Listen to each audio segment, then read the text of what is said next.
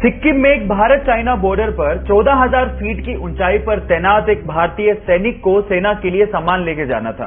अचानक से एक ग्लेशियर की चपेट में आने की वजह से उसकी मृत्यु हो गई। उसका शव 3 दिन तक लगातार भारतीय सेना ढूंढती रही, लेकिन उसका शव ही नहीं मिला। उसके बाद जो हुआ वो अनबिलीवेबल था। कहा ऐसा जाता है कि उस सिपाही ने अपने एक साथी के सपने में आके बताया कि उसका शव कहां है। अगले दिन सुबह जब उसके शव को ढूंढा गया तो ठीक उसी जगह पर उसका शव मिला। जी हां, मैं बात कर रहा हूं बाबा हरभजन सिंह की। और गाइस, कहा तो यह भी जाता है कि आज भी उनकी आत्मा भारतीय चाइनीज बॉर्डर पर हमारे देश की रक्षा कर रही है। और वहां पर चीन और भारतीय सैनिकों के बीच में जब भी कोई मीटिंग होती है तो उनके लिए एक स्पेशल चेयर छोड़ी जाती है। गाइस, मैं बाबा हरभजन सिंह के जज्बे को और भारत के हर सैनिक के जज्बे को दिल से सलाम करता हूं। ये बात 2006 की है, जब इंटरनेट एक्सप्लोरर दुनिया का सबसे बड़ा वेब ब्राउजर था, जो कि माइक्रोसॉफ्ट का था। तब माइक्रोसॉफ्ट ने अपने वेब ब्राउजर में अपने ही सर्च इंजन को बाय डिफॉल्ट सेट कर दिया, जो कि गूगल के लिए बहुत बड़ा झटका था। अब इस झटके से उबरने के लिए गूगल में ही काम कर रहे एक भारतीय ने एक उपाय सुझाया। उसने कहा कि हमें अपना वेब ब्राउजर लॉन्च करना चाहिए। तब के सीईओ इसके लिए तैयार ही नहीं हुए, लेकिन उसने जैसे तैसे फाउंडर से बात करके इसके लिए काम करना शुरू किया। फाइनली 2008 में गूगल ने अपना web browser Google Chrome launch किया, जो कि दुनिया का सबसे बड़ा वेब ब्राउजर है। उस भारतीय का नाम है सुंदर पिचई, जो कि आज वर्ल्ड की सबसे बड़ी कंपनी गूगल के सीईओ हैं, जो कि एक भारतीय भी हैं। So proud to be an Indian. तो गाइस, सीखने लायक बात यह है कि आपका बैकग्राउंड कुछ भी हो, अगर आप में प्रतिभा है तो आपकी उपलब्धियों की कोई सीमाएं ही नहीं है।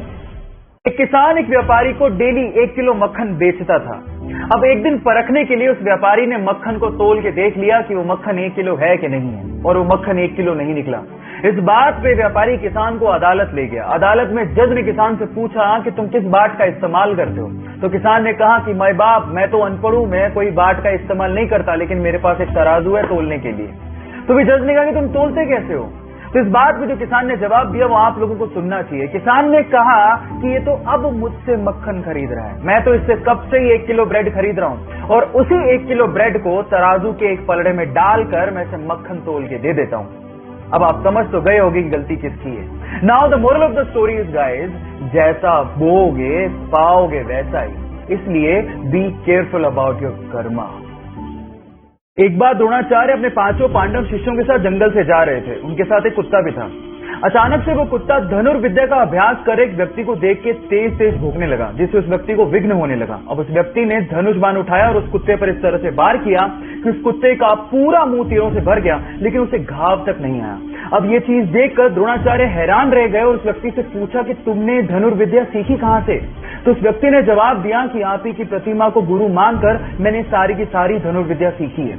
अब क्योंकि द्रोणाचार्य अर्जुन को वचन दे चुके थे कि इस पूरे विश्व में उससे बढ़िया धनुर्धारी कोई भी नहीं होगा, इसलिए गुरु दक्षिणा में उस व्यक्ति से द्रोणाचार्य ने दाएं हाथ का अंगूठा मांग लिया, और उस व्यक्ति ने हंसते हंसते अपने दाएं हाथ का अंगूठा द्रोणाचार्य के चरणों में समर्पित कर दिया। जानते हैं उस शिष्य का नाम क्या था? उस शिष्य का नाम था एकलव्य।